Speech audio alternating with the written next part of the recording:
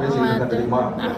கர்த்தருடைய விருப்பம் நீங்கள் தேவனுடைய மரபணுக்கள் உள்ளவர்களாக, இந்த உலகத்தை ஜெயிக்கிறவர்களாக, போகிற இடமெல்லாம் எல்லாவற்றையும் கீழ்ப்படுத்தி ஆளுகை செய்கிறவர்களாக வாழ வேண்டும் என்பதுதான்.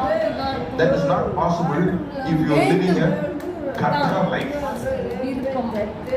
வசனமே இல்லாத, வசனத்தின் மேல் அன்பு இல்லாத, வசனத்தை கேட்க மனநிலை இல்லாத, ஆண்டவரை ஆராதிக்க முடியாத, ஆண்டவர் சமூகத்துல ஆவியில நிரம்ப முடியாத, தேவனை விட்டு பிரிந்து வாழுகிற ஒரு வாழ்க்கையை வாழ்ந்தால் எப்படி அது சாத்தியம்?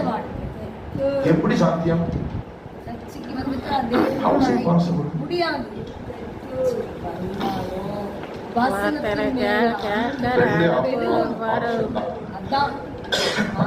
ரெண்டு ஆப்ஷன் தான். திரும்பி பார்த்துடுங்க, பக்கத்தில் பார்த்துடுங்க. ரெண்டு ஆப்ஷன் தான். ஒண்ணு தேவனால் பிறந்தவன், இல்லைன்னா பிசாசால் பிறந்தவன். இதுக்கு நடுவுல எல்லாம் கிடையாது. இதுக்கு ரெண்டுமே பாதி பிரதர். ஒண்ணு தேவனால் பிறந்தவன், எங்க இருக்கிறான்? எந்த லிஸ்ட்? நமக்கு எதுக்கு இந்த கஷ்டம்? நான் பிசாசால் பிறந்தவனாவே இருந்துட்டு போறேன். அடுத்த வாரம்